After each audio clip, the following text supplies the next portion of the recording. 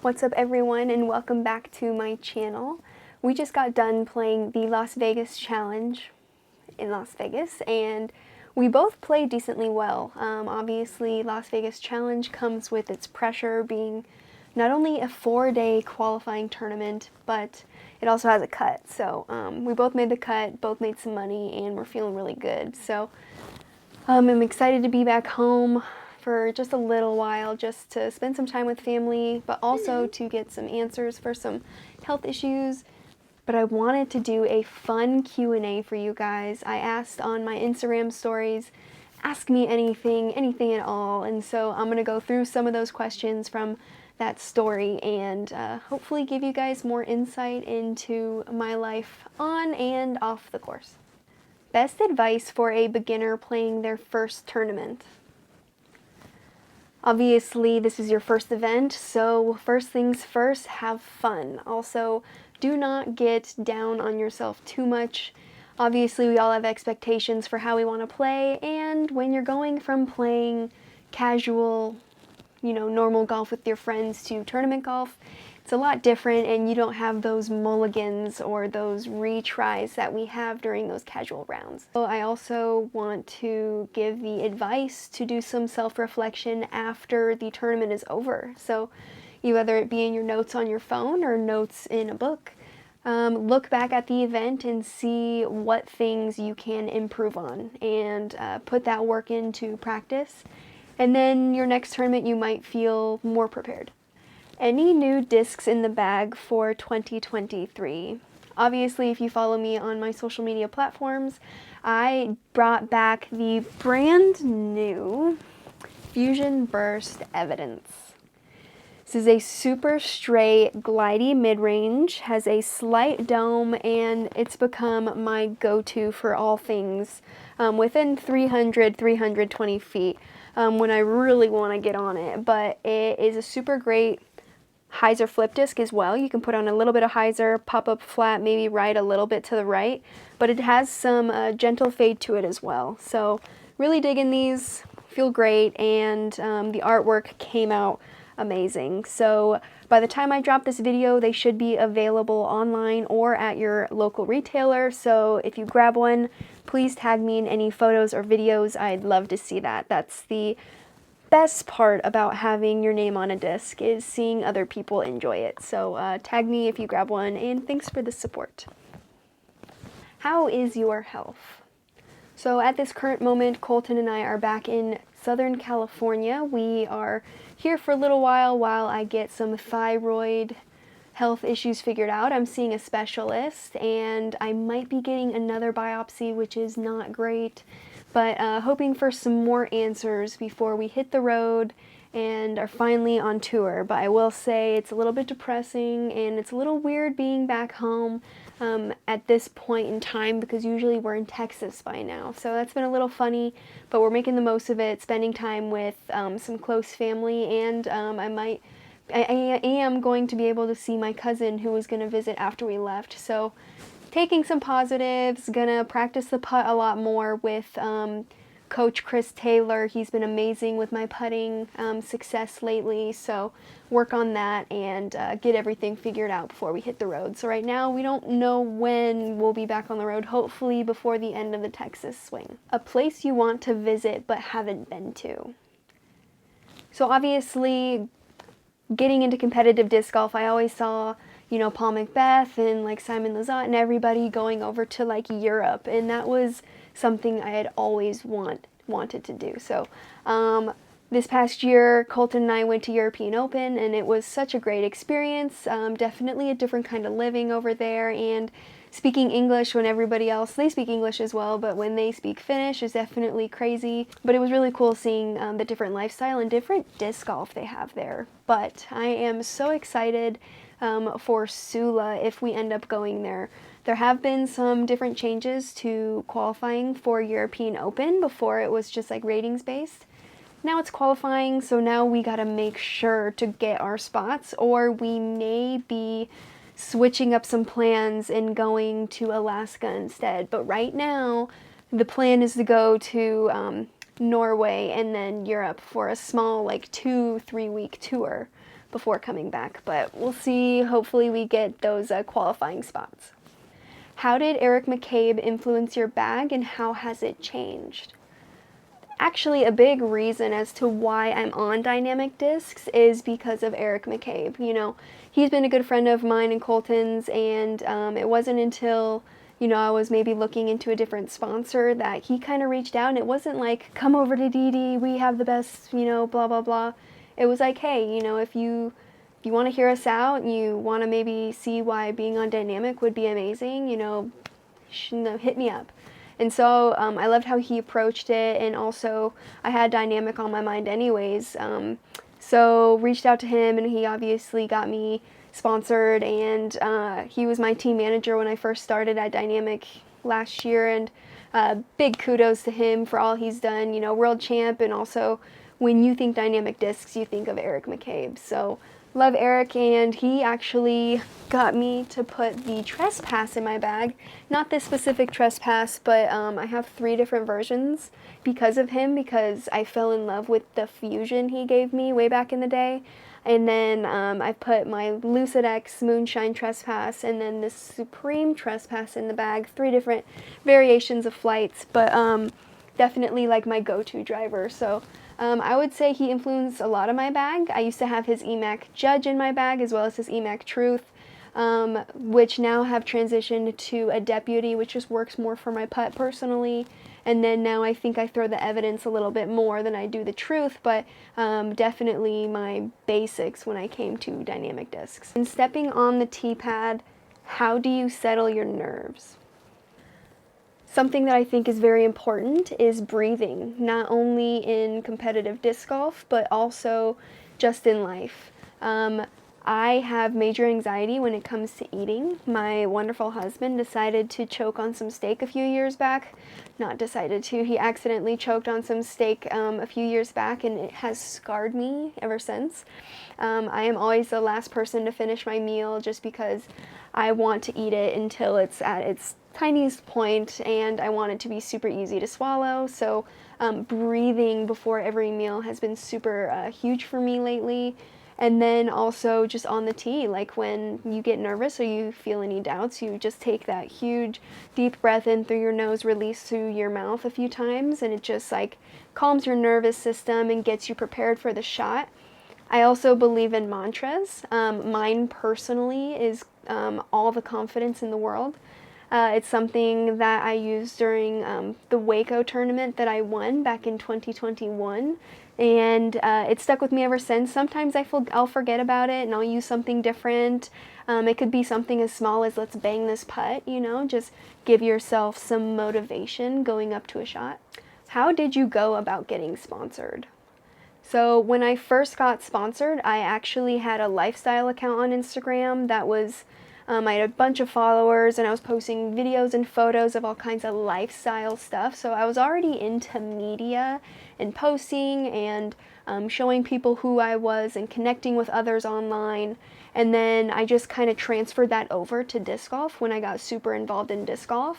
And I think that was huge into getting a sponsorship. So not only am I repping your discs on the course and like all of your stuff on the course, I'm also promoting it online to eyes all over the world who may not even know disc golf. So I think that's huge when it comes to sponsoring athletes these days is, you know, getting people who are not only loving your product, but will post promote without really even trying. Like they believe in your product anyways, and then just posting a photo is, you know, just an added bonus. So being super versatile on social media, getting comfortable in front of a camera, so anyone can use you. Like let's say Disc Golf Pro Tour wanted to grab you for an interview, you know how to talk to a camera, you know how to talk to people, and it's just easier for you to get more involved with more media stuff and just like with your team in general.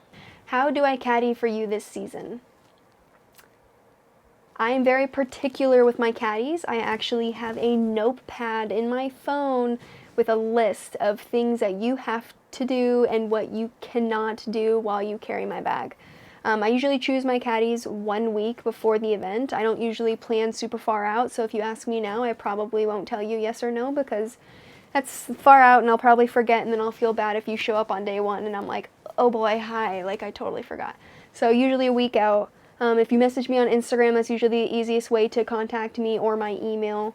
And yeah, you got to make sure you know the basics of disc golf. You got to make sure you know like where to stand, you know, the basic rules, just so you're not just out there and I have to kind of corral you, because last thing I need to be focusing on is, you know, my caddy. You know, I need to be focusing on the moment and having you there as a positive person and an awesome, you know, caddy is all that we need.